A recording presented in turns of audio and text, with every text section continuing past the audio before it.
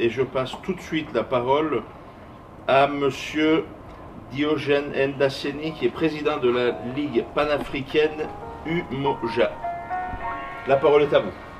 Merci beaucoup. Je remercie le COJEP, je ne vais pas faire long, d'autant plus qu'il y a déjà des choses qui ont été dites. Un angle a été ouvert tout à l'heure par rapport à la situation dans les pays d'accueil. On ne peut pas donc parler du pacte de Marrakech sans comprendre la situation des pays de départ. Car, disons-nous la vérité, les oppositions suscitées en Occident contre le pacte de Marrakech sont bien dirigées principalement envers les flux migratoires venant de l'Afrique noire.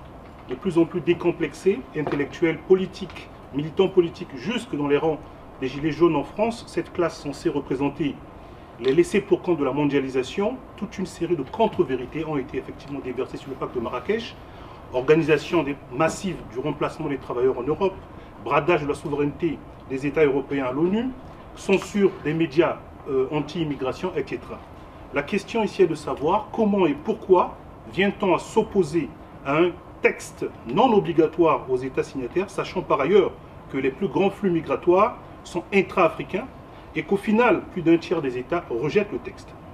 La réponse à cette question peut s'expliquer par le fait que les oligarchies politiques occidentales et le capital hégémonique multinational ont réussi à désolidariser les travailleurs occidentaux des conditions précaires de leurs collègues d'Asie, d'Afrique et d'Amérique. La rationalité marchande est opérationnelle, si opérationnelle et si efficace, telle la géopolitique de la forteresse de l'entre-deux-guerres, qu'elle a convaincu le travailleur européen que c'est grâce à ses propres efforts qu'il a réussi à vaincre la faim, à vivre dans une société libre et prospère, à protéger ses droits civiques, à développer une industrie militaire pour se protéger. Ainsi, le travailleur européen est devenu le complice convaincu ou involontaire de la fonctionnalité marchande du capital contre les dominés d'Afrique et des autres continents. Mais comme le capital hégémonique multinational n'a pas de morale ni de frontières, après avoir appauvri l'Afrique, il désindustrialise en fait l'Occident pour les bas coûts de production en Asie et en Europe de l'Est. L'aliénation du travailleur occidental est tellement avancée qu'il ne peut pas comprendre les ressorts de son malheur. Le bouc émissaire est tout trouvé, c'est l'Africain immigré, qu'il convient de criminaliser, de tenir loin du paradis européen. Une idéologie idéale et de rejet et de l'extrémisme est convoquée pour fluidifier tout ça. Il y a donc en Europe et en Amérique sont gagnés par la vague impressionnante de ce que certains spécialistes qualifient de peuplocratie. Le peuple occidental doit se rendre à l'évidence. On ne peut construire le bonheur et la prospérité chez soi tout en propageant le malheur et la désolation chez les autres. Et sans conscience de son aliénation au capital multinational, par son travail quotidien, il devient producteur et reproducteur de la permanence du capital sur les êtres et sur les choses. Aucun être, aucun pays ne sont des îles. Nous nous construisons tous dans le regard des autres, dans la complémentarité et la réciprocité. Pour chaque martyr de la sous-alimentation, pour chaque martyr des routes mortifères d'immigration, pour chaque martyr des viols comme arme de guerre, il existe un assassin. Non, l'Europe et plus généralement l'Occident ne s'est pas construit en autarcie par les seules qualités des habitants et le génie de ses dirigeants. Il y a une rente historique qui a permis à l'Europe de prendre une telle avance. Comme toute rente, elle est épuisable. L'Égypte pharaonique, entité autosuffisante, puissance impériale, durant plusieurs millénaires, conquise par Rome, réduite en simple colonie, fournissant du blé destiné à nourrir le peuple de Rome, afin qu'il ne se révolte jamais contre l'empereur, doit inspirer les uns et les autres. Les géopolitiques des 4 derniers siècles ont assigné le même rôle à l'Afrique, fournir à l'Occident la force de travail humaine gratuitement, l'uranium, le cuivre, le bois, le pétrole, le caoutchouc, le cacao et j'en passe. Non, la pauvreté qui est à la base des flux migratoires, ne relève pas du déterminisme historique et encore moins du refus du développement des Africains, comme certains observateurs afro-pessimistes se plaisent à le dire. La liste des assassinats est longue des dirigeants africains patriotes, choisis par leur peuple. Non, la pauvreté qui est à la base des flux migratoires ne relève pas d'un quelconque fatalisme. Le premier responsable de cette situation est bien évidemment l'élite dirigeante africaine qui a trahi les aspirations du peuple africain, mais il y a aussi la liste des faux amis, c'est-à-dire que ceux qui énoncent des principes universels, des droits humains et des règles démocratiques à tout va pour tromper leur propre peuple, alors qu'à travers des bases militaires installées en Afrique et leurs multinationales, ils maintiennent des régimes anti-peuple ici et déstabilisent là-bas. sans compter par ailleurs toute l'ingénierie financière et économique internationale destinée à soumettre les peuples africains aux politiques publiques.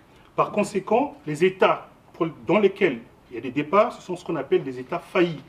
Or, à la lumière des critères de ce qu'on appelle les États faillis, il y a donc un double défi géopolitique. Premièrement, incapacité d'assurer la fonction régalienne de contrôle effectif du territoire et des populations. Deuxièmement, perte de monopole de la violence légitime par la présence des guérillas, des bandes armées, des seigneurs de guerre, des groupes paramilitaires, d'organisations criminelles et terroristes. Comme conclusion, et le plus cocasse est que le remède qui est préconisé est l'envoi des troupes internationales ou alors des élections dites transparentes afin d'assurer l'alternance. C'est comme si, pendant la colonisation, il suffisait simplement d'organiser des élections pour que les peuples soient souverains. C'est pourquoi nous, Ligue panafricaine Umoja, au stade actuel, nous sommes contre les pseudo-alternances qui ne posent pas le problème de la souveraineté des peuples africains sur leurs ressources. Nous ne sommes favorables aux élections que si elles posent véritablement la question de la souveraineté. Les alternances viendront dans un cadre où la souveraineté sera recouvrée, car une démocratie sans souveraineté est une cruelle farce faite aux populations. Les problématiques soulevées par le pacte de Marrakech nous interpellent également sur l'impartialité du cadre dans lequel ces débats ont lieu, c'est-à-dire le système onusien. Comme nous l'avons dit tout à l'heure, les pays de départ sont aussi victimes d'une prédation internationale impunie par le système onusien. Comment pourrait-il en être autrement quand l'organe exécutif de l'ONU, le Conseil de sécurité, chargé de sanctionner les États et de faire la sécurité internationale, est composé des États qui furent des empires coloniaux et qui sont souvent partie prenante au travers des intérêts économiques et militaires dans les États dits faillis, d'où partent effectivement les candidats à l'immigration. Il est tout de même choquant et aberrant d'accorder autant de pouvoir à 5 pays avec droit de veto dans la plus grande institution internationale qui en compte au moins 190.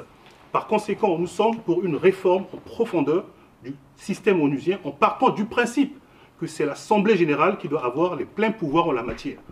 Un pays, une voix doit être le mode de fonctionnement de base pour une institution qui prétend défendre les droits humains à l'échelle de la planète. En conclusion, nous dirons, nous ne sommes pas venus ici pour nous plaindre, nous gênons. Nous ne sommes pas venus ici pour nous plaindre sur notre sort. Nous avons juste posé une analyse sur l'état du monde en partant des flux migratoires. Nous sommes un peuple qui est fier et debout. Nous n'attendons pas des autres de nous libérer. Le peuple africain recouvrera sa pleine souveraineté grâce à la poursuite de ses propres efforts. Nous appartenons, il faut souvent le répéter, au tout premier matin de l'histoire cosmique. Cela nous confère une certaine exigence dans le devenir de l'humanité. Ce n'est pas faire apologie que de le rappeler. En ce qui nous concerne, Ligue panafricaine Umoja, notre instrument de base, c'est le panafricanisme. Car, comme nous l'avons montré tout le long de cette intervention, qu'aucun État africain lilliputien n'a de chance de se développer face aux géopolitiques des États continents qui dominent le monde actuellement. Le panafricanisme demeure la seule idéologie issue de l'expérience historique des Africains qui intègre à la fois les solutions aux problématiques endogènes, car il en existe, mais aussi aux défis géopolitiques qui se dressent à l'Afrique depuis quelques siècles.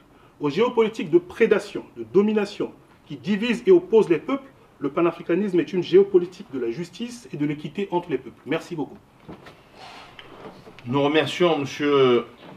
Diogène. Je crois que le fond du problème a été réellement soulevé. Je passe maintenant la parole à M. Béchir, qui est directeur de l'Observatoire de la diplomatie et des études stratégiques.